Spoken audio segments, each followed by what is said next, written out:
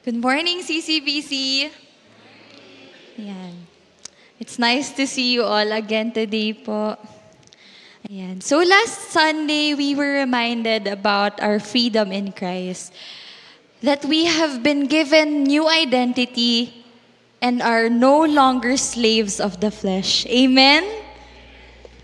So I would like everyone to please stand and to take this time na pag nilay-nilayan nila yung fact na yun. That we are no longer slaves of the flesh.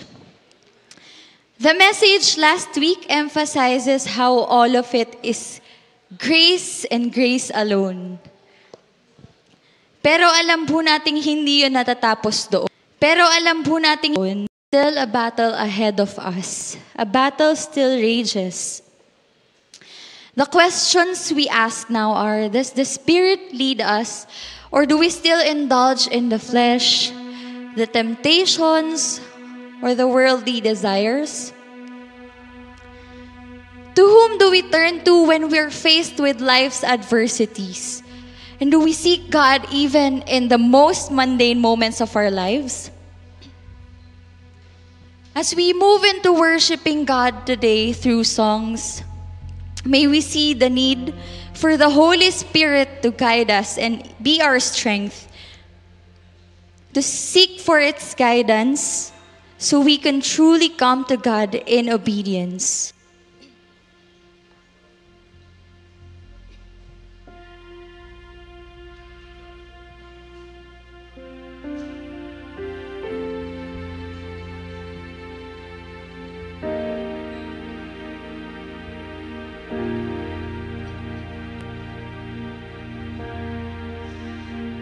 Holy Spirit, rain down, rain down. Oh, comforter and friend, how we need your touch again. Holy Spirit, rain down, rain down.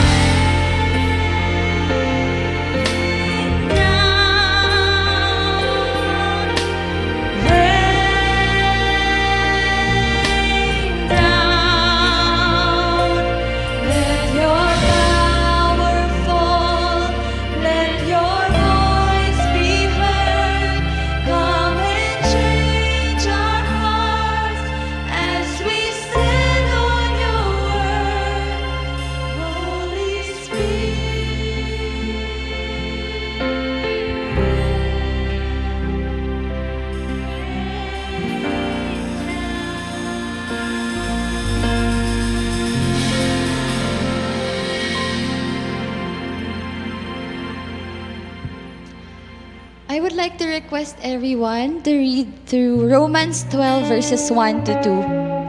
Therefore, I urge you, brothers and sisters, in view of God's mercy, to offer your bodies as a living sacrifice, holy and pleasing to God. This is your true and proper worship. Do not conform to the pattern of this world, but be transformed by the renewing of your mind. Then you will be able to test and approve what God's will is, His good, pleasing, and perfect will. Father, we desire to offer ourselves as living sacrifices, recognizing that our flesh has been crucified in Christ. Help us to be transformed from the inside out by your grace, through the empowerment from the Holy Spirit. This is our prayer, Lord.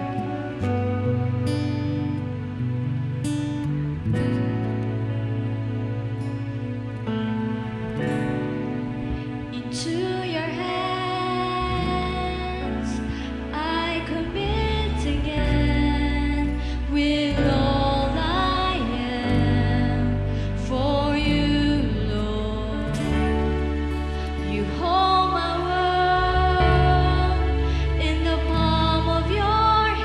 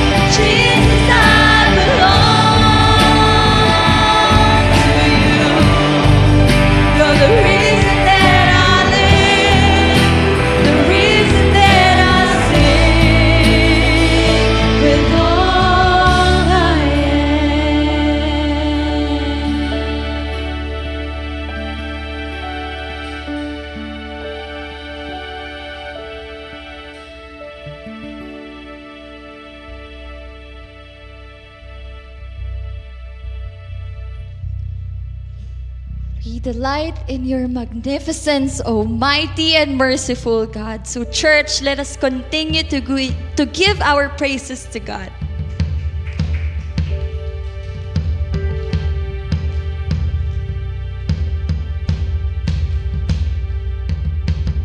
Holy, holy, holy, Lord God Almighty. Early in the morning, our song shall rise to thee. Holy, holy, holy, merciful and mighty, God in three persons, blessed Trinity.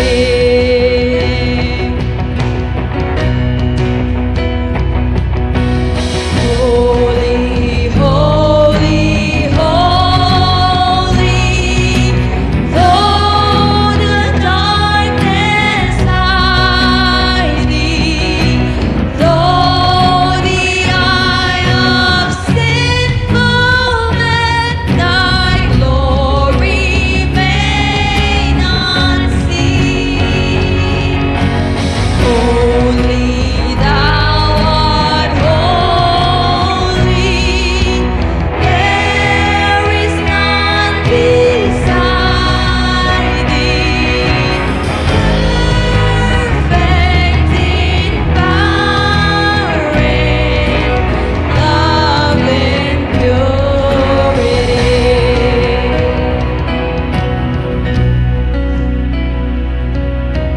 Holy, holy, holy,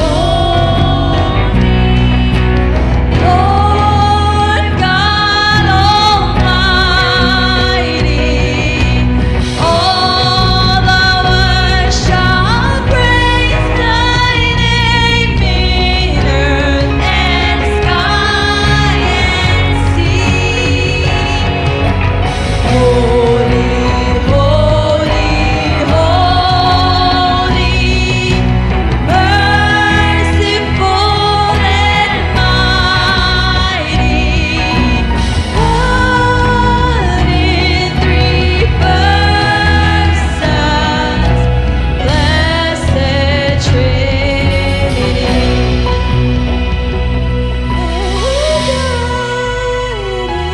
Three persons, blessed Trinity.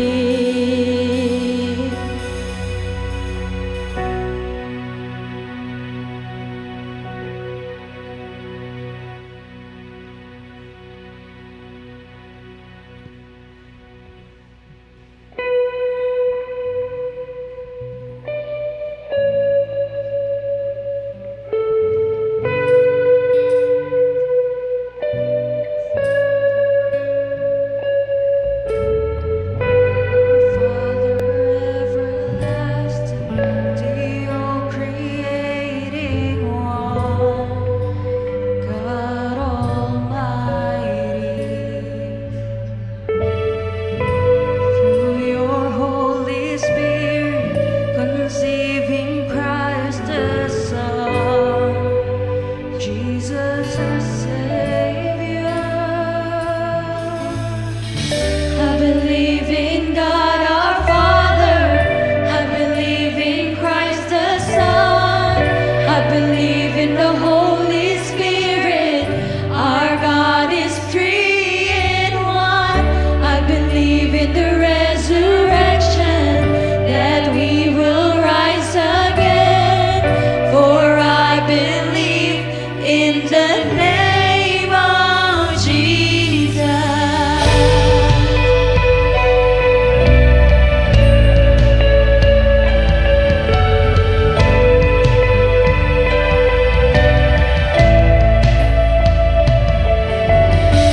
Our judge and our defender suffered and crucified.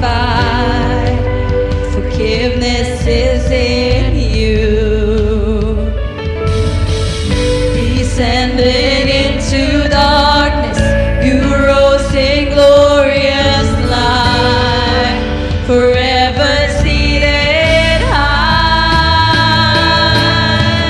I believe in God our Father, I believe in Christ the Son, I believe in the Holy Spirit, our God is three in one. I believe in the resurrection, that we will rise again, for I believe in the name of Jesus.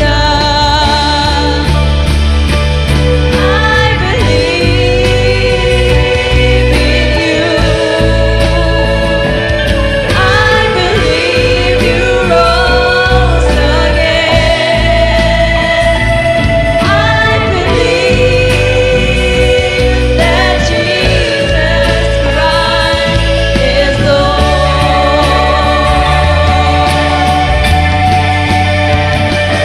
I believe in you. I believe you rose again. I believe that Jesus Christ is Lord.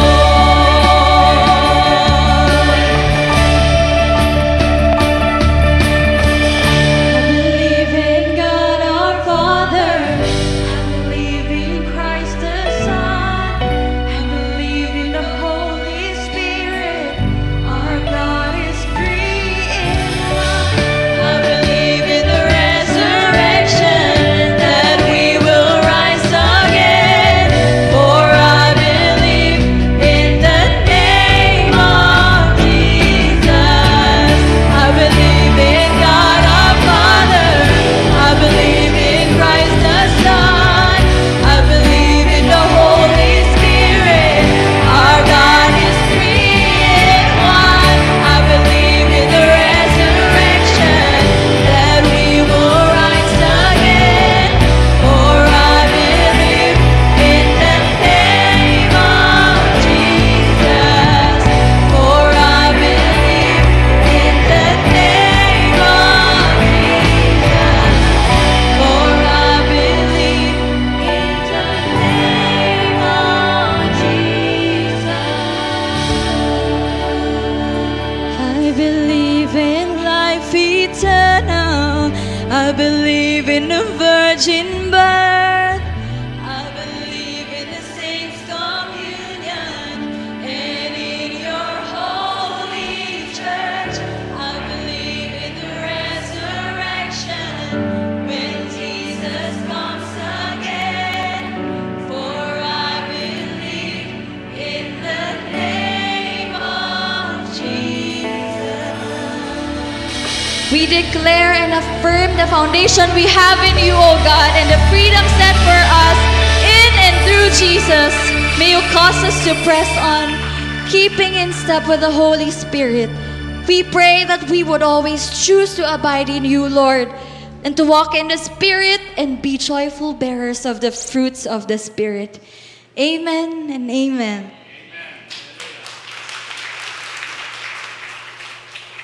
Let us continue praying, church.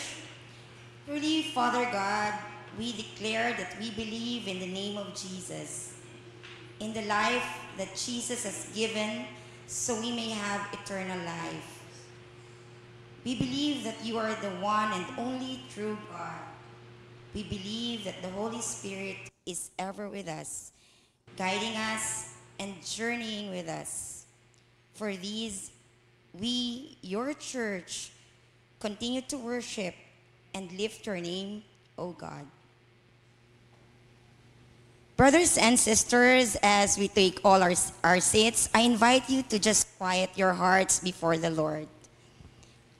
Please sit down, and while we hold on to the truths of who God is and what He can do, let us release our heart's cries, our burdens to Him in faith.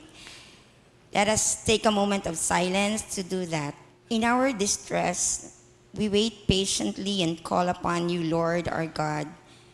we claim the promises that you hear the desire of the humble and you prepare their heart.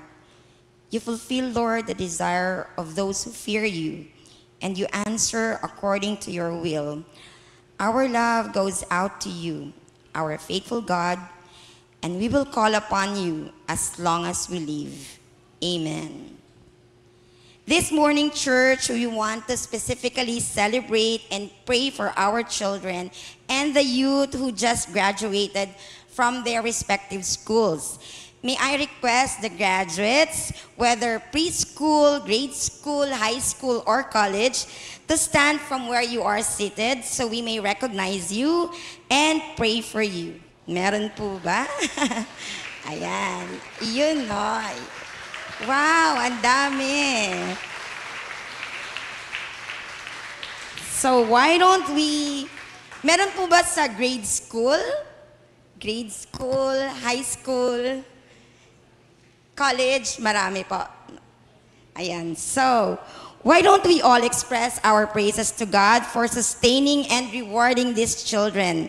Let us offer a round of applause to the Lord.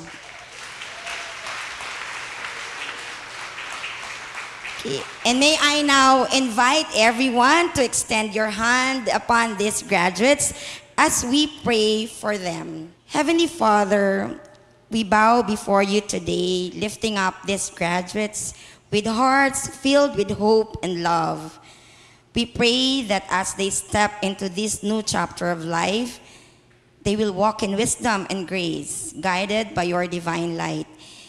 May they be the wise leaders and influencers of this generation, shining as salt and light in a world that needs your love and guidance.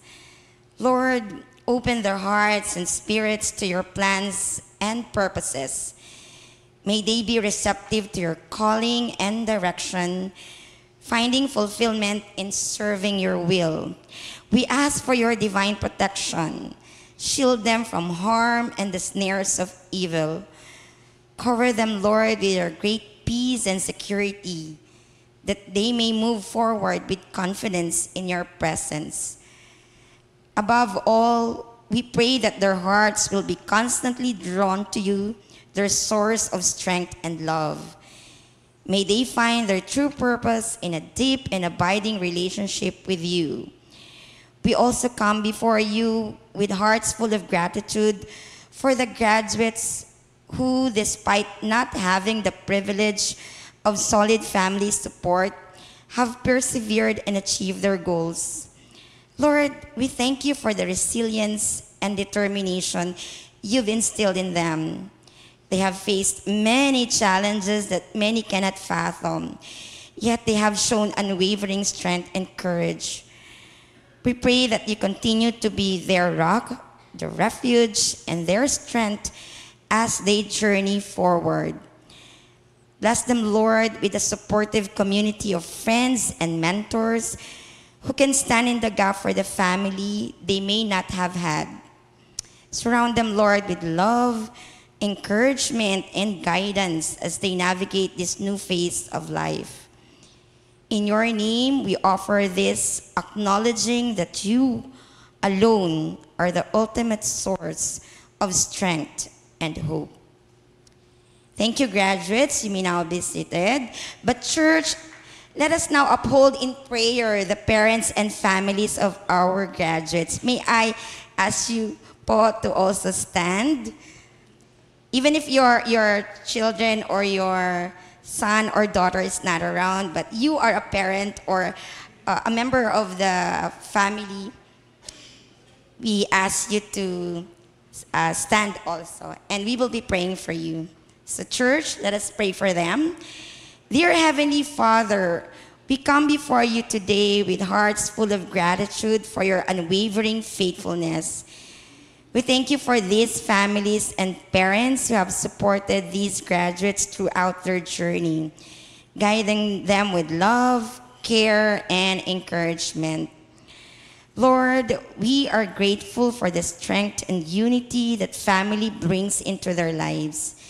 Thank you for the countless sacrifices made by these parents and even the guardians who have nurtured and protected them, shaping them into the kind of people they are today.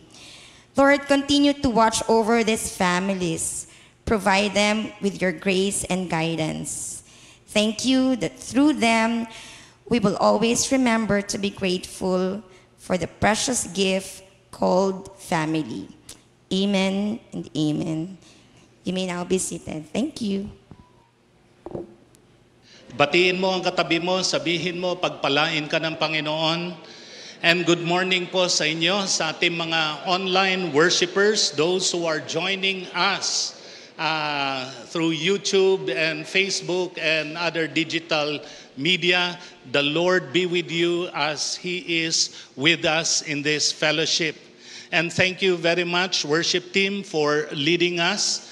Beautiful songs, helping us focus on the Father, the Son, the Holy Spirit as we fellowship with Him. And that is indeed the essence, the part of evangelical, of Christian worship. We prepare our hearts, we come to Him, and then we allow God to speak to us, to minister to us through His Word. And this is what we do. You know, that's why preaching is also central in Christian worship. It is not merely because, you know, the pastor is the head of the church, but because we say and we believe, as followers of Jesus Christ, we believe that the Bible is the Word of God. It is just appropriate for us to hear Him, to open His Word, to encounter Him as we meditate and study God's Word. So welcome to all of those who have come to the first time, and welcome to our family from IGSL, I believe. Yes. And you're from what country? Nigeria. Welcome, brother. So they traveled all the way from Lagos to Manila to worship with us. It's a beautiful thing to have here. So, neighbors, I'm going to speak in our language. So, those who are behind them, I want you to translate for them, okay? Donna translates into French, and Teacher Rona translates into what? I don't know. But yeah, by the way, mga kapatid, let it be a practice among us, Filipinos. You know, sometimes those who would stand here would like to speak in the vernacular. And if you have non-English speakers around you, don't hesitate. You know, they would truly appreciate it. May I interpret for you? At wag po kayong mahihiya mag-interpret. Kasi kung akala ninyo English kalabaw kayo, sila rin. Okay. Sa bagay, hindi pa sila nakakakita ng kalabaw. Okay. Kaya ganun lang. Pero alam niyo, kasama yan sa pagpa-fellowship. Huwag mo na i-translate yun, Rona. Okay, let us come to the Lord, preparing our hearts. Let us all rise as we are going to read from scriptures. We have been doing a series of studies in the book of Galatians, and we have been looking at the reality that the Apostle Paul would like us to experience, that Christians ought to be rooted in the gospel. And now we are in the portion of that book where the Apostle Paul talks about our freedom in Christ. And that freedom is enabled by the Spirit. Galatians chapter 5, I will actually be starting our reading from verse 13, and it will go up to verse 26. From the Mabuting Balita Biblia. Mga kapatid, tinawag kayo upang maging malaya. Ngunit wag naman ninyong gamitin ang inyong kalayaan upang masunod ang hilig ng laman, kundi maglingkod kayo sa isa't isa sa diwa ng pag-ibig, sapagkat ang buong kautusan ay nauuwi sa isang pangungusap. Ibigin mo ang iyong kapwa, gaya ng pag-ibig mo sa iyong sarili. Ngunit kung kayo'y nagkakagatan at nagsasakmalan na parang mga hayop, mag-ingat kayo at baka tuluyan ninyong sirain ang isa't isa. Sinasabi ko sa inyo, mamuhay kayo ayon sa Espiritu at hindi ninyo pagbibigyan ang mga pagnanasa ng laman. Sapagkat ang mga pagnanasa ng laman ay laban sa kagustuhan ng Espiritu. At ang kagustuhan ng Espiritu ay laban sa pagnanasa ng laman. Magkalaban ang dalawang ito, kaya napipigilan kayo sa paggawa ng nais ninyong gawin. Kung pinapatnubayan kayo ng Espiritu, wala na kayo sa ilalim ng kautusan. Hindi may kakaila ang mga gawa ng laman. Pakikiapid, kahalayan, kalaswaan, pagsamba sa Diyos-Diyosan, pangkukulam, pagkapuot, pag-aaway-away, pagseselos, pagkakagalit at kasakiman, pagkakampi-kampi at pagkakabahabahagi, pagkainggit, pagpatay, paglalasing, walang habas na pagsasaya at iba pang katulad nito. Muli ko kayong binabalaan, ang gumagawa ng mga ito ay hindi magkakaroon ng bahagi sa kaharian ng Diyos. Subalit ang bunga ng Espiritu ay pag-ibig, kagalakan, kapayapaan, pagtitiyaga, kabaitan, kabutihan, katapatan, kahinahunan at pagpipigil sa sarili. Walang batas laban sa mga ganito.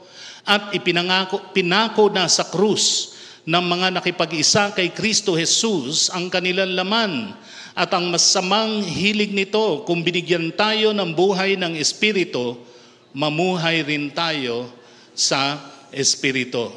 Huwag tayong maging palalo. Huwag nating galitin ang isa't isa. At huwag rin tayong mainggit sa isa't isa. Manalangin po tayo. Father, we come to you at this point. Fill us with your Spirit. Stir a hunger in our hearts, Lord, for your presence. Teach us, Lord, the way, in such a way, Lord, that we may live in the freedom that you have promised.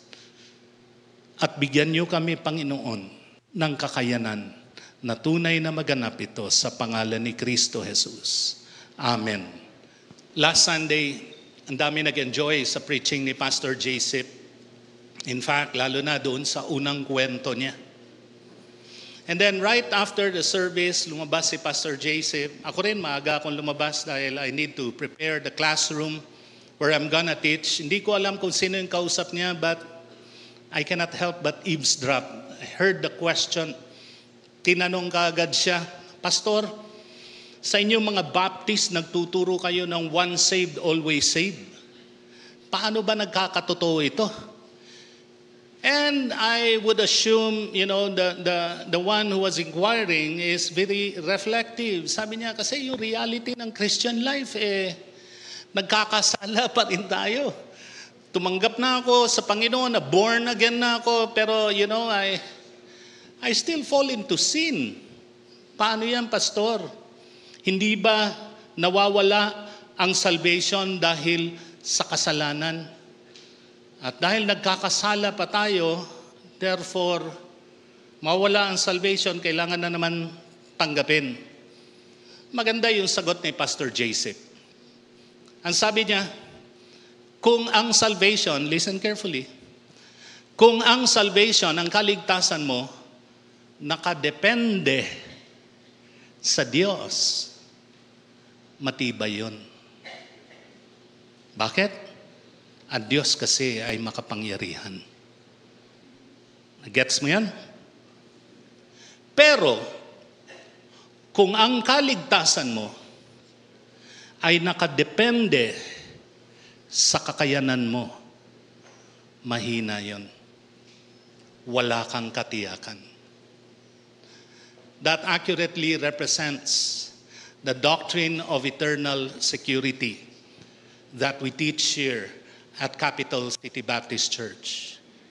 Yes, you are assured of God's forgiveness and salvation, not because of what you can do, but because of what God has done on the cross of Calvary. Naniniwala ka ba dito, kapatid? Amen.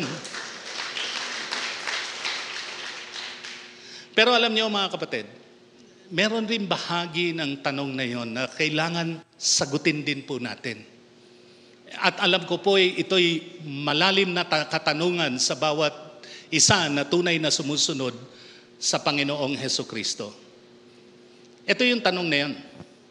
Bakit nagkakasala pa rin ang mga Christians kung ligtas na sila? Bakit natitisod pa rin tayo sa pagkakasala? O di kaya siguro baguhin ko pa yung tanong para pwede natin may align dito sa pag-aaral natin sa Galatians. Paano nga ba mamumuhay ang mga Kristiyano ng matagumpay ngayon siya ay anak na ng Diyos? Paano yung concept ng kalayaan kay Kristo na hindi ka naman namumuhay sa kasalanan?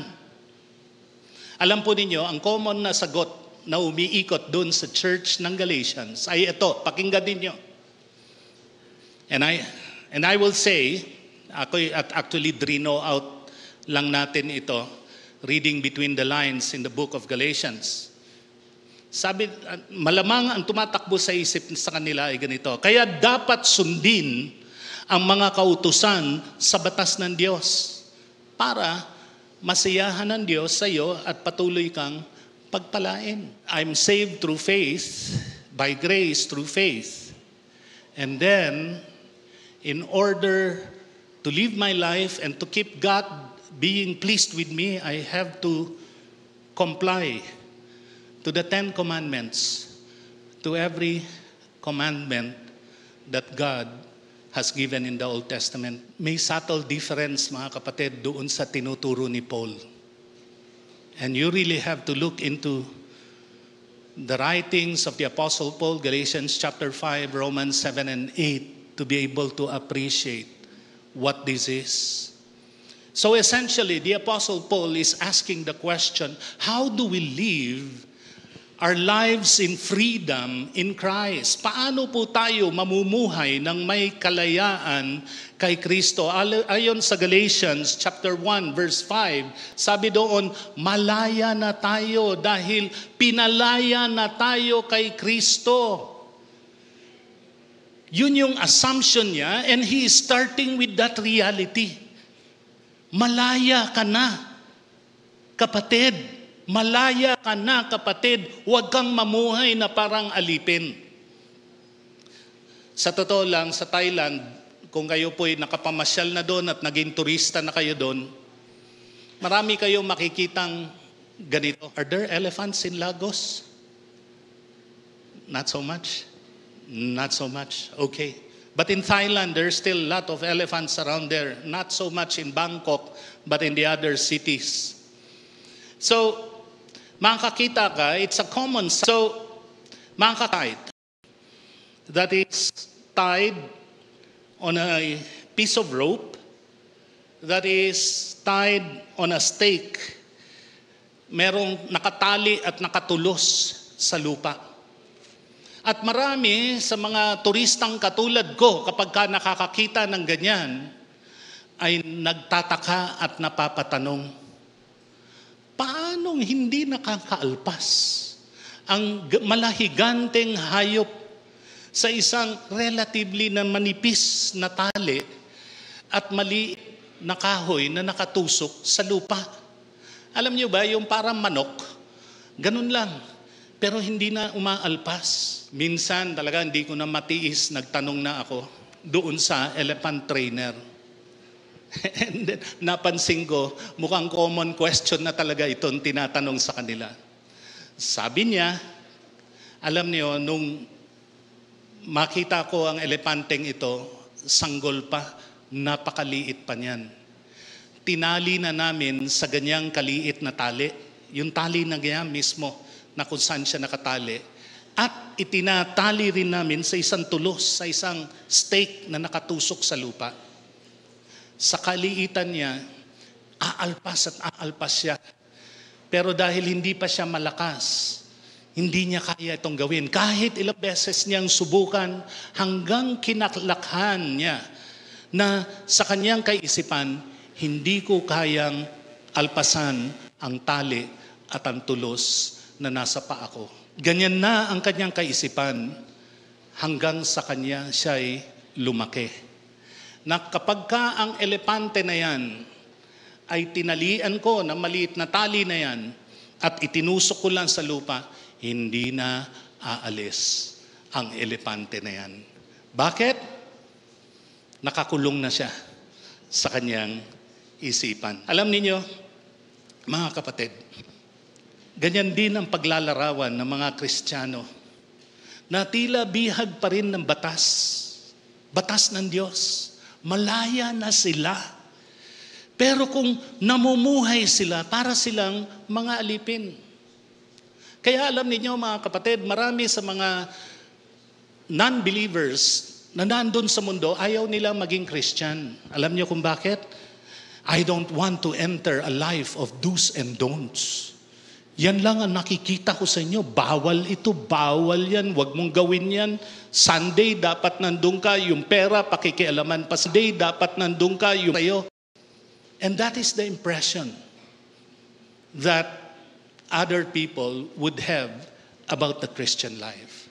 But the Apostle Paul is telling the Galatians, hindi ganun.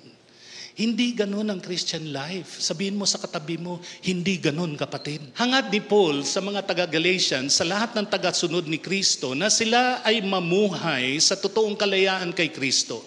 Paano po ba mamuhay na may kalayaan kay Kristo? How do we live in freedom in Christ? Unang-una, tandaan na ikaw ay malaya na. Sabihin mo sa katabi mo, malaya ka na kapatid. Remember that you are free. Hindi free, hindi ka libre, kundi ikaw ay malaya. Ayan.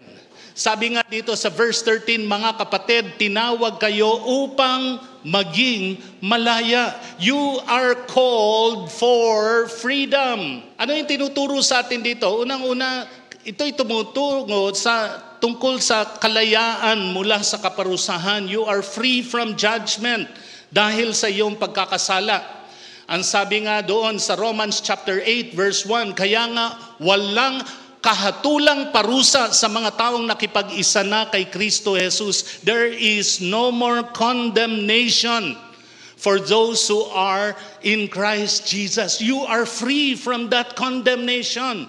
So it speaks about our standing of being justified as a result of the word of Jesus. And then another thing that sa ginamit ni Paul, ginamit niya yung salitang tinawag, you are called for freedom. Ito'y para paalalahanan tayo na tayo'y naging malaya, hindi dahil sa pagsunod ng batas, kundi dahil ito'y inoffer ng Diyos sa pamagitan ni Jesucristo. Naalala ninyo yung story of grace? We don't deserve it, pero God gave it to us. Kaya you are called for freedom. Hindi lamang ito tungkol sa kaparusahan, ito'y kalayaan rin mula sa kabigatan ng pagsunod sa kautusan ng Diyos. Ang sabi sa Galatians chapter 5 verse 1, stand firm then, do not let yourselves be burdened again by a yoke of slavery. Na-explain ni Pastor Joseph last week at ni Pastor Philip that, in order to be saved, you don't have to bear the burden of perfectly completing the 10 commandments and the commandments of God for you to enter the kingdom of God. Because it is impossible for us sinners to be able to fulfill those commands, the demands of the law. Okay, malinaw yon. And what Paul is teaching here right now, so it is with your Christian life. You do not need to be burdened again with the yoke of the law in order for you to live your Christian life. Sa madaling salita, yung mga Galatians kasi nire-require ng mga Jewish teachers at the time, you need to be circumcised so that God will bless you. You need to follow through this festival. You need to memorize the Jewish calendars. And you have to follow the festivals of the Jews in order for you to be blessed. Itong mga Gentile Christians, they begin to feel, second class believer lang yata ako. Instead of just learning from the Jews or what if they learned from God, they began putting the yoke of slavery, the burden of all those laws and permutations of the laws into themselves. It becomes a yoke of slavery, as the Apostle Paul calls it. And this is what we call as legalism. Say that with me, legalism. Alam niyo kung anong Tagalog ng legalism? Legalismo. I-google ninyo, wala akong mahanap Kung merong mapagsabi sa akin, sabihin ninyo.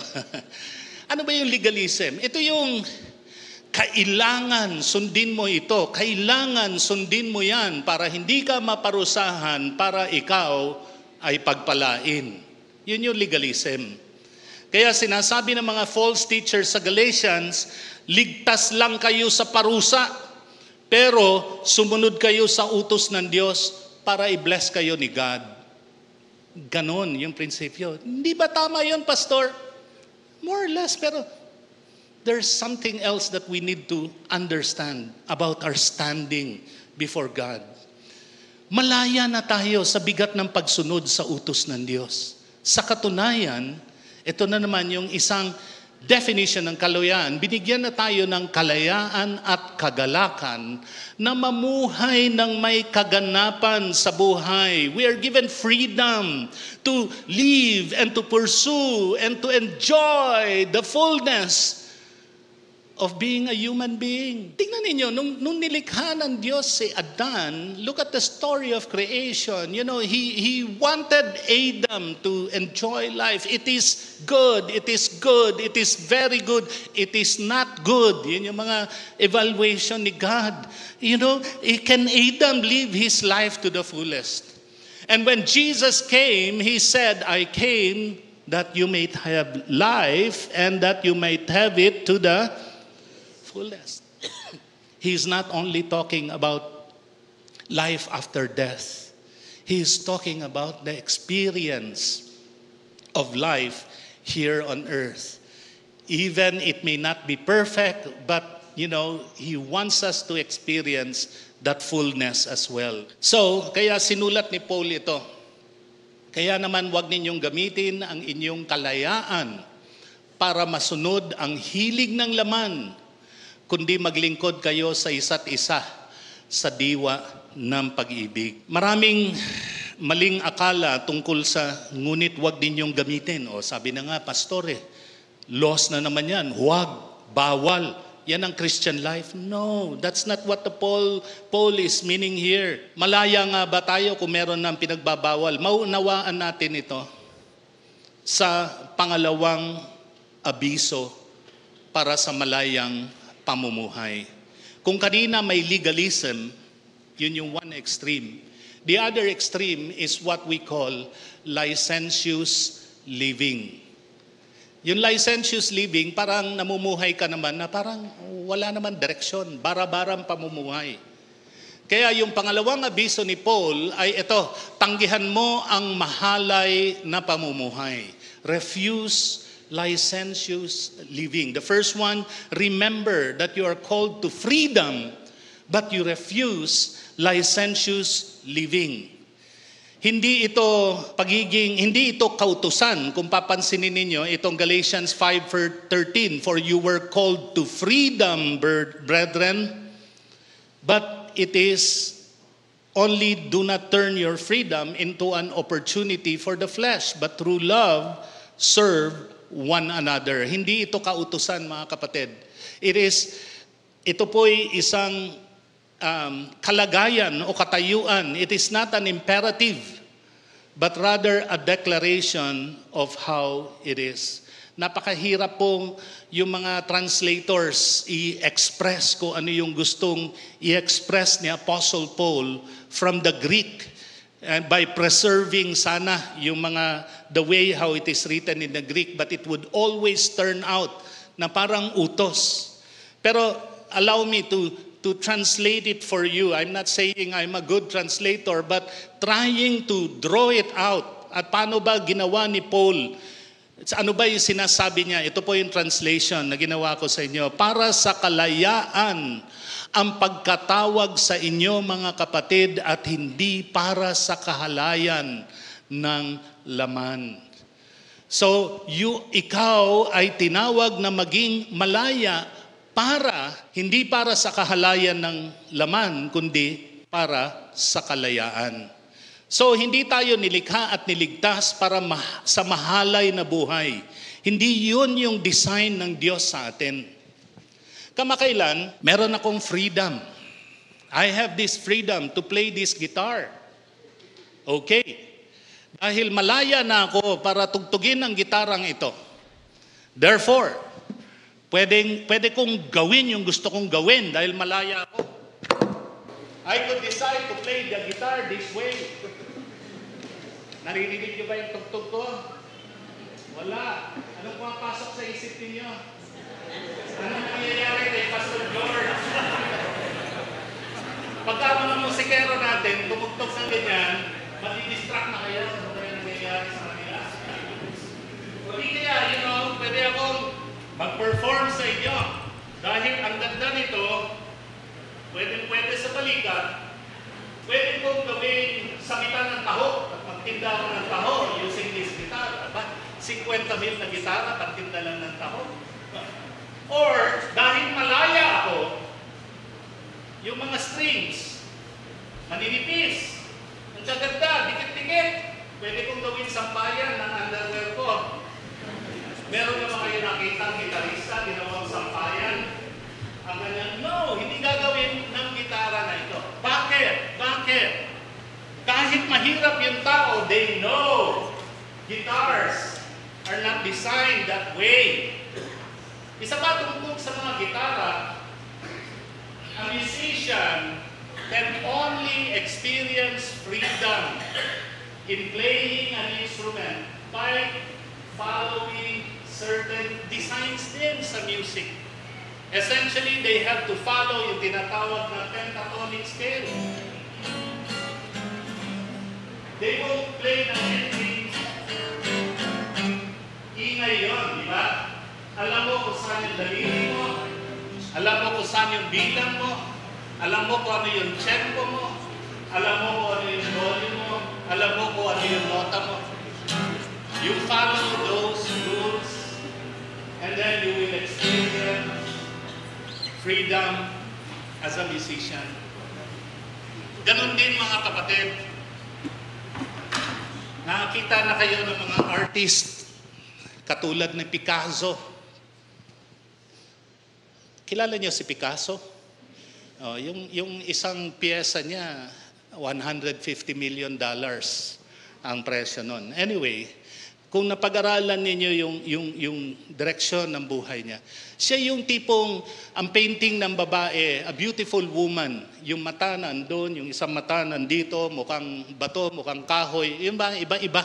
Pero kung titignan at titigitigan mo ng husto, maganda nga yung babae na yun, or something like that. And then, paano siya natuto ng ganon? Bara-bara lang ba? No. It is a very disciplined painting ng expression ni Picasso. I'll not dwell on that, but I look into the freedom. Tama ba ako, Shehan? Hindi maka-agree si Shehan sa akin. This artist din yan si Shehan. But what I'm talking about is the kind of freedom, pinalaya tayo ng Panginoon. But there's a certain design that He has given our lives and our bodies. That's why the Apostle Paul used the word calling. Tinawag ka. At napakahalaga para ma-exercise yung freedom na yon, pinakikinggan natin yung pagkatawag ng Diyos. Hindi yung tipong, okay, pinalaya na ako, bahala na ako sa buhay ko. Bye-bye God, thank you. I can do anything with it. No, listen carefully. May dahilan.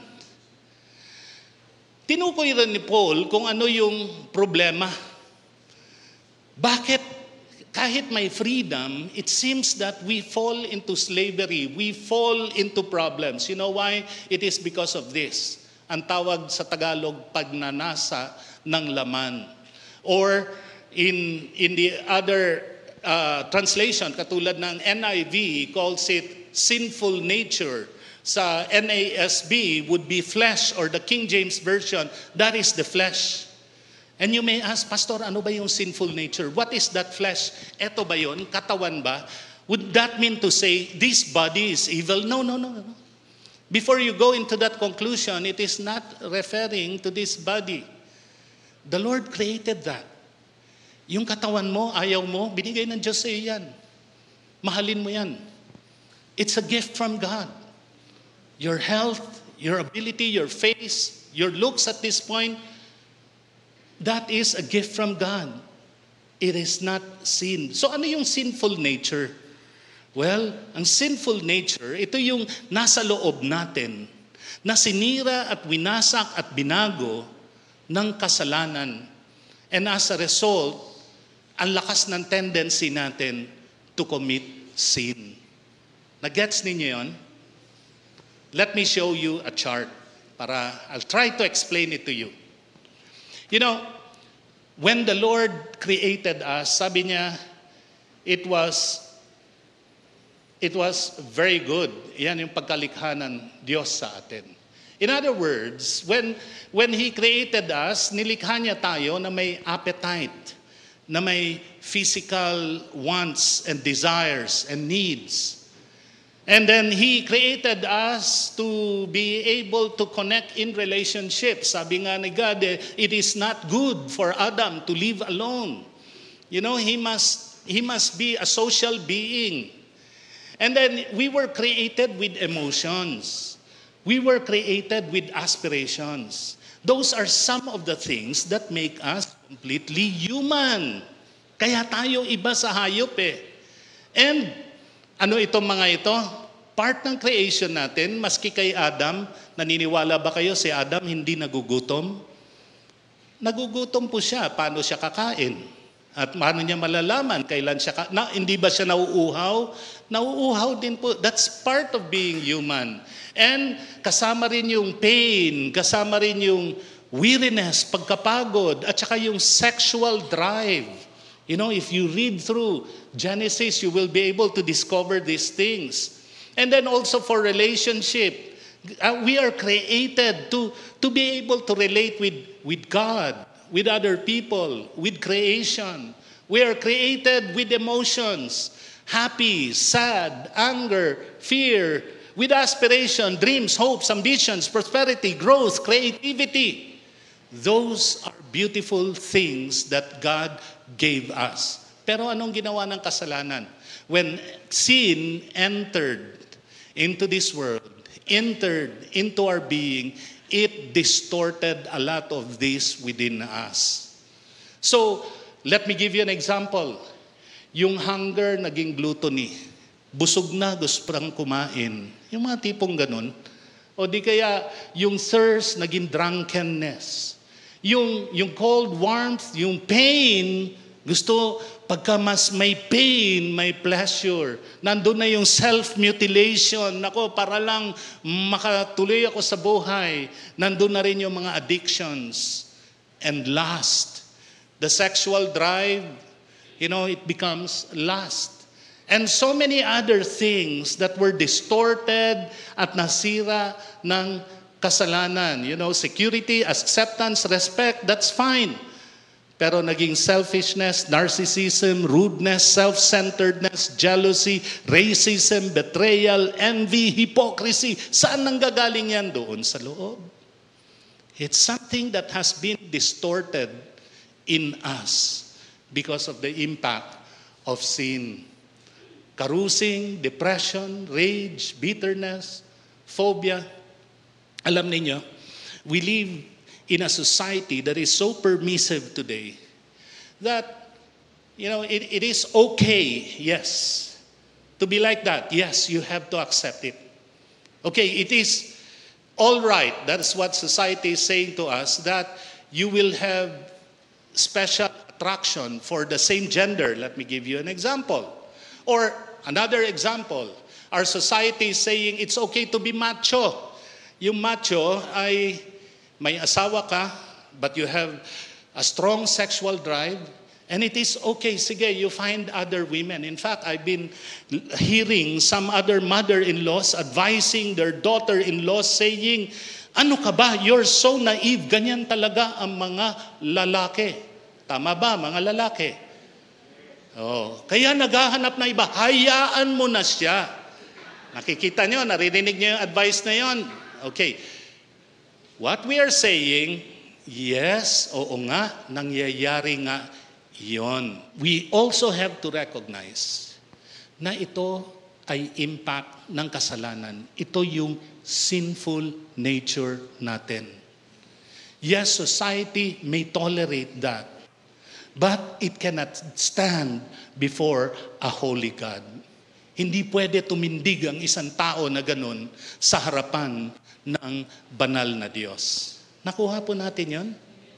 Kaya nga kailangan ipadala si Kristo para mapatawad tayo sa mga kasalanan na gawa ng laman, at ito'y nilista na ni Apostle Paul doon sa verse 20.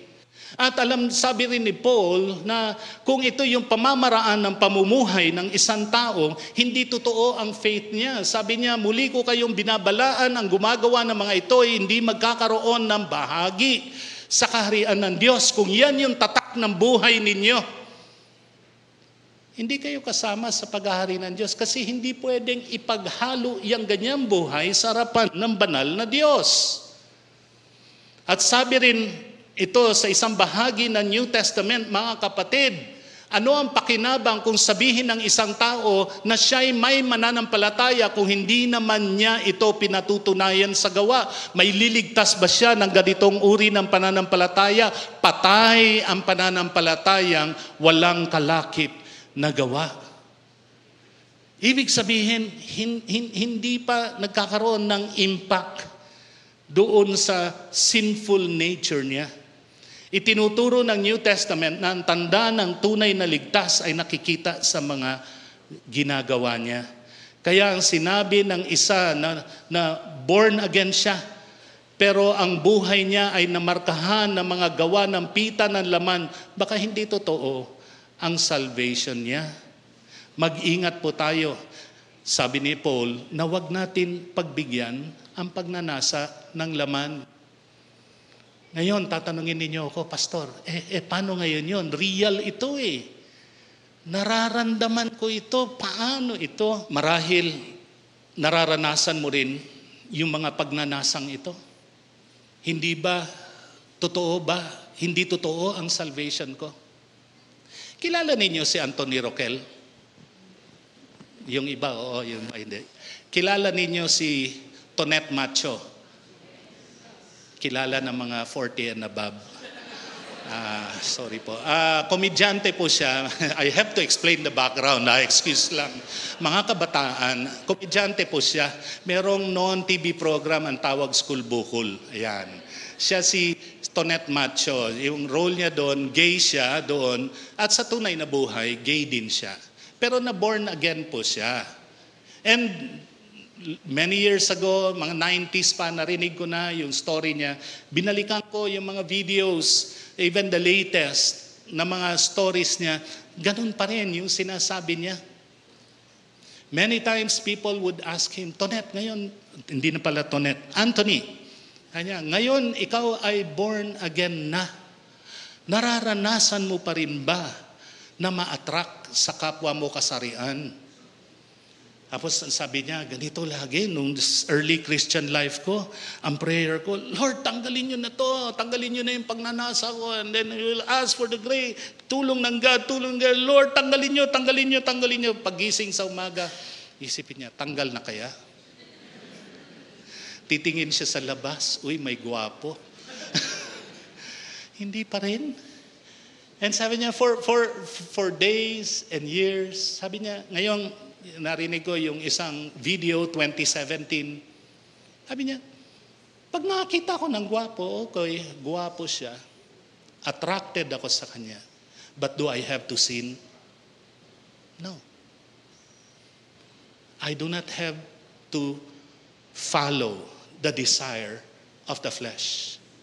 Hindi ko pagbibigyan yung hilig ng laman. yung pagnanasa ng mga laman. Kaya yung mga macho na nandito, mga kapatid, hindi po excuse yung pagiging macho ninyo. Gwapo ako kung ma-attract siya sa akin.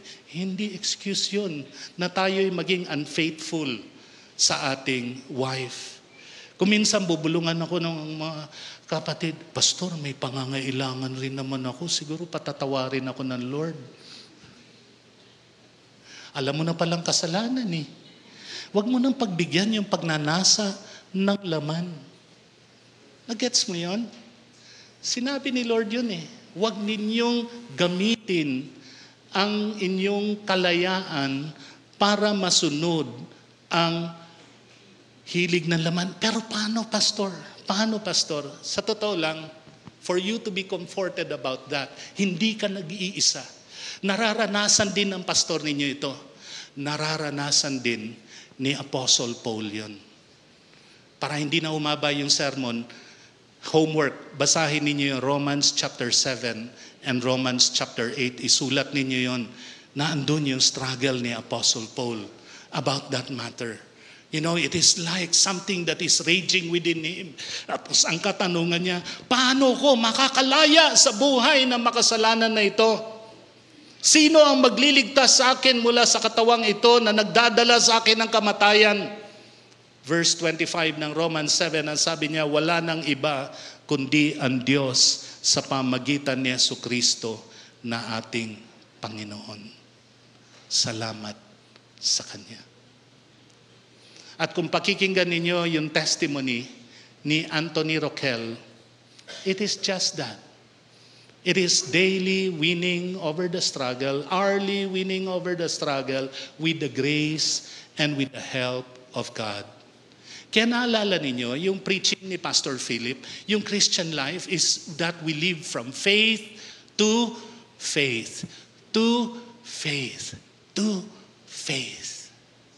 Hindi yung naligtas ka sa good works mo and then I'll try hard with my good works, I'll try hard with my own willpower, I'll try hard with our discipline. Ang sabi ng Bible, turo sa atin ng Bible, we live from faith to faith. It is always a partnership with God. That's why the third advice ni Apostle Paul for us to be able to live victorious Christian life, tumalima tayo sa banal na Espiritu. Remain in the Holy Spirit. Verse 16, sabi niya rito, sinasabi ko sa inyo, mamuhay kayo ayon sa Espiritu at hindi ninyo pagbibigyan ang mga pagnanasa ng laman. Uy, nandun pala yung susi. Paano hindi mabibigyan yung pagmamnasa ng laman? Kapuspusan ng Holy Spirit. Live according to the Holy Spirit. Pagpipigil sa gitna ng pagnanasa, mahirap ito. At paano mangyayari ito? When we live in the Spirit, sabi sa verse 17, sapagkat ang pagnanasa ng laman ay laban sa kagustuhan ng Espiritu. At ang kagustuhan ng Espiritu ay laban sa mga pagnanasa ng laman. Magkalaban ito. Kaya mga kapatid, huwag kayong malungkot kung meron feeling of tension, struggle deep within. Okay lang yon. Naalala ko yung kwento ng isang kapatid natin na malapit ng mga anak. Takot na takot siya kung ano nararamdaman niya sa kanyang tiyan, sa kanyang sarili. Tapos ang kwento niya sa akin, na comfort ako, pastor, nang umiti yung doktor ko. At sabi sa kanya, maganda na ganyan ang nangyayari sa iyo. Ibig sabihin, nag-e-engage na yung baby. Na inahanda ka na sa panganganak. And as a result, naging confident siya sa kanyang sarili. In the same manner, mga kapatid, don't feel bad when you feel these inner tensions between doing that sin and living in righteousness and living in holiness. That is part and that is normal Christian life. Kaya nga meron rin nagsasabing, nung hindi ako Kristiyano, napakadali kong gumawa ng mga ito. Manloko ng mga tao, lokohin ang aking asawa, gumawa ng mga bagay na masama, at matutuwa pa ako doon. Pero bakit ngayon? Sobrang tension na. Sobrang tension na. That's the work of the Holy Spirit, mga kapatid. Yun yung banal na espiritu at sinasabi sa atin ni Paul, huwag ninyong pagbigyan yung pagnanasa ng inyong laman sa halip kampihan ninyo ang banal na espiritu na nasa inyo. Alam po ninyo, meron isang Sunday school teacher, ganito ang kanyang illustration. Ang Christian life daw, sa loobin ng isang tao ay parang dalawang aso na nag-aaway. Yung isang aso masama, yung isang aso mabait, pero lagi nag-aaway yan sa loob. Sabi niya, paano mo matitiyak na mananalo yung mabait? Huwag mong pakainin yung masamang aso, pakainin mo lang yung mabait. O, di ba? So, nandyan yung pagnanasa ng laman at nandun yung work ng Holy Spirit. Huwag mo nang pakainin yung pagnanasa ng laman. Paano yung pastor? Tanungin kita, ano lagi ang tinitignan mo sa cellphone mo? Pag nasa internet ka, anong binabasa mo? Pag nanonood ka ng Netflix, tinitignan mo ba, ito may nudity, ito may drugs, ito may suicidal, ito may mga ganon, at hinto ka na ba? O lalong, uy, gusto ko yan, R18, maganda siguro to, or something like that. Those kinds of things. Ano yung binabasa mo? Saan mo nilalagay ang iyong sarili? Isa pang tanong, kapatid, nagka-quiet time ka ba? Marami po sa atin, umaasa na lang dun sa meeting niya with the life group at saka dun sa worship service para makarinig ng salita ng Diyos. Huwag kayong umasa. Doon lang. Kulang yan, mga kapatid. Ilang oras yung binibigay natin sa Netflix? Sunod-sunod yun, no? Ilan oras ang binibigay natin para makinig sa salita ng Diyos? Sino yung pinakakain ninyo? Yung mabait na aso, yung masamang aso? Yun lang naman yun eh. So, huwag ninyong pagbigyan yung pagnanasa. Alam niyo yung word na pagbigyan? It's really a military term kung babalikan ninyo yung Greek nito. Parang ito'y outpost. Parang ito'y isang camp ng mga sundalo. Para siyang foothold, para silang nakakampo doon. Huwag ninyo silang bigyan ng kampo sa buhay mo. Yang pagnanasa ng laman. Hindi mo sila matatanggal ngayon. Actually, yung pagnanasa ng laman na yan, it comes in our day of perfection. And when will that happen? When Christ returns and we are given these glorified bodies. Alam niyo yung glorified bodies, akala natin ito'y tungkol lang sa beauty ninyo. Ito lang ay tungkol sa kapansanan ninyo. Ito lang ay tungkol sa mawawala na rin itong malaking tiyan ko. O yung likuran na masyadong flat, magkakaroon rin siguro ng laman. Hindi ito tungkol lamang doon, mga kapatid. Ito yung tungkol doon sa sinful nature natin. Ito'y aabot tayo sa kaganapan ng mga bagay na yan. Kaya kailangan ilapat ang kapangyarihan ng krus sa buhay natin. Sabi rito sa verse 24, at ipinangako na sa krus ang mga nakipag-isa kay Kristo Jesus ang kanilang laman at ang masasamang hilig nito. Liban doon, huwag nating gawing mag-isa ito, mga kapatid. Huwag nating gawing mag-isa ito. Sino ang kasama ko rito? Kasama mo ang Holy Spirit. Kasama mo ang Diyos dito. Sabihin mo sa katabi mo, kapatid, huwag kang mag-isa sa laban na ito. Nagets nyo? Huwag kang sumabak sa gera na nag-iisa ka. Kailangan mo yung tulong ng Holy Spirit. Kailangan mo yung tulong ng church. Kaya tayo may mga life group. Kailangan mong matrain kung paano ka malaban. Kaya dito sa CCBC, lagi tayo nag-o-offer ng tinatawag na set-free retreat. Itong mga pinag-uusapan ko rito, tinatalakay ng gusto yan doon sa set-free retreat. So when that retreat is being offered again, be sure na schedule ninyo yung sarili ninyo that you become a part of it. Ang presence ng Holy Spirit sa atin, ang kakampi natin para magtagumpay tayo sa pamumuhay. At ano ang mangyayari sa atin?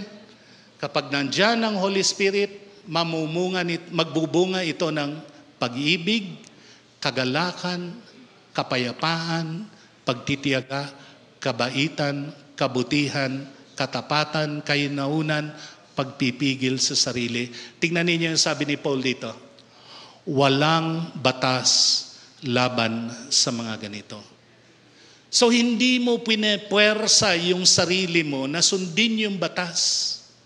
Pero malaya kang nagaganap ang batas ng buhay mo. And more than following the law, at ito ngayon yung binigyan diin ng Apostle Paul dito, nararanasan mo yung buhay na ganap na nais ng Panginoon na maranasan natin. Yung malalim na kagalakan, yung malalim na kapayapaan, yung presence ng Holy Spirit, yung satisfaction na meron natin sa Holy Spirit. Ang Holy Spirit ang magbibigay ng kakanyahan at kapangyarihan na mamuhay ng tagumpay. Katulad ng pangako ni Lord kay Zerubbabel. Basahin natin na sabay-sabay. It is not by might nor by power, but by my Spirit, says the Lord.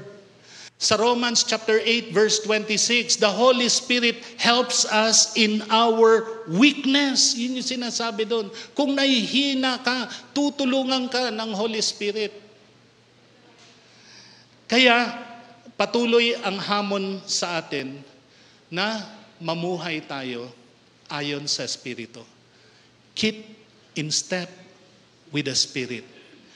So the Christian life really is a life of faith. Hindi lang ito para sa mga missionaries. Hindi lang ito para sa mga pastor. Ito po talaga yung normal practice ng Christian life. We always live by faith. The just will live by faith. Now I'd like to conclude. Paano tayo mamumuhay na may kalayaan kay Kristo? Basahin natin sabay-sabay. Number 1, tandaan na ikaw ay malaya na.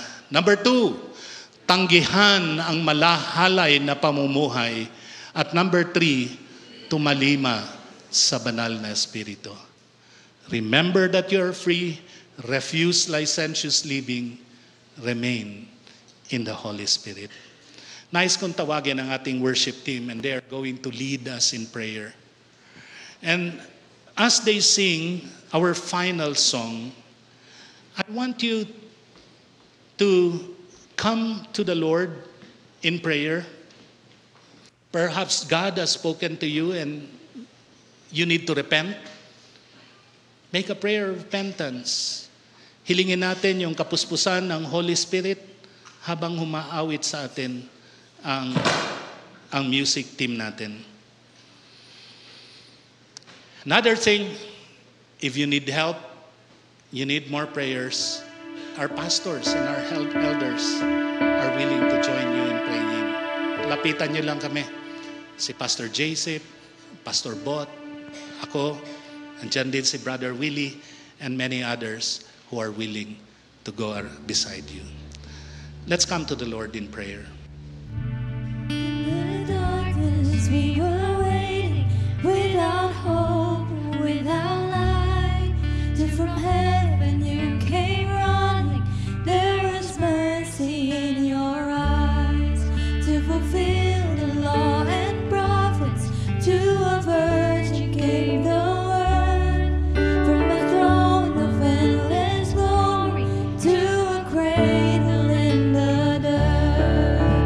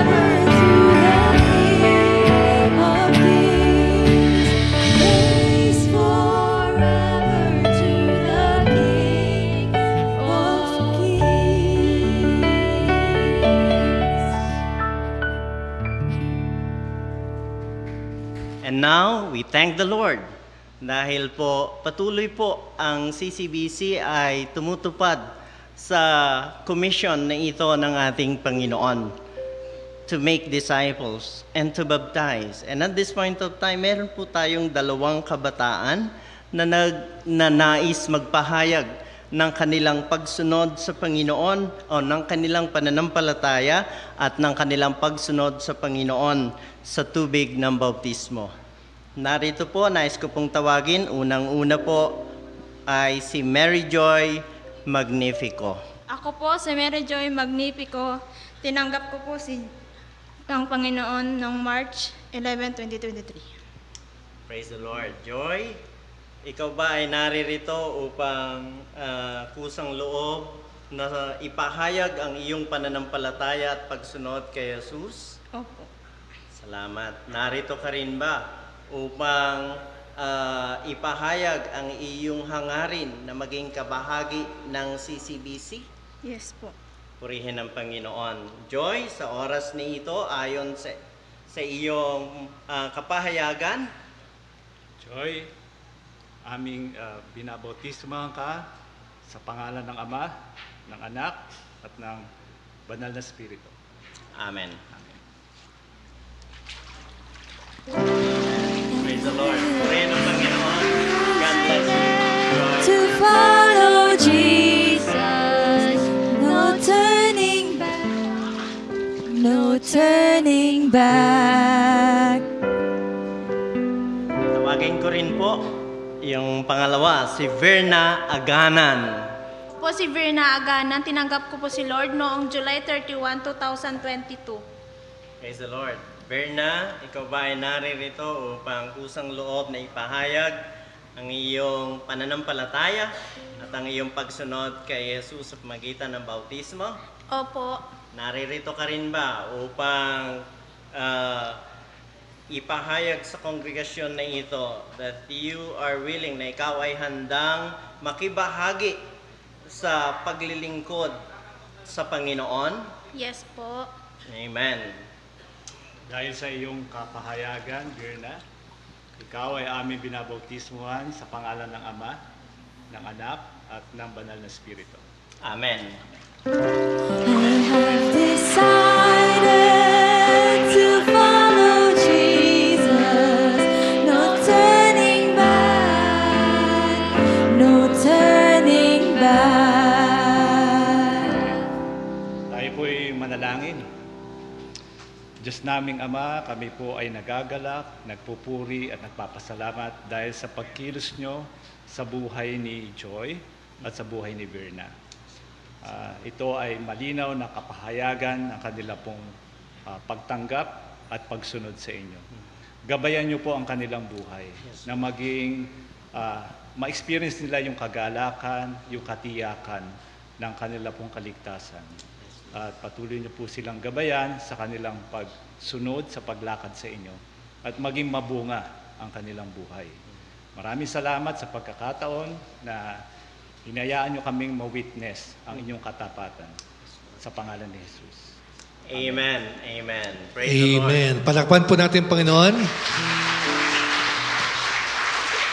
And of course, baptism is a wonderful, picturesque way of expressing our faith in Christ, to be identified with Him in His death, His burial, and His resurrection. At bakit po kasama si Beng doon? Kasi po, itong dalawang ito ay mga kasama po nila sa bahay. Kapag tayo po ay tinawag, become witnesses. At sana po lahat tayo ay marunong po mag-share, kasambahay man natin, kapitbahay natin, kamag-anakan natin about the gospel because they need to hear about the grace of Jesus. So, praise the Lord for that. At ngayon po, just want to put emphasis sa ilang po mga announcements natin. Una po ay, right after this, we'll have our Life Essential, and Pastor George will continue to lead in teaching yung pong intentional fathering.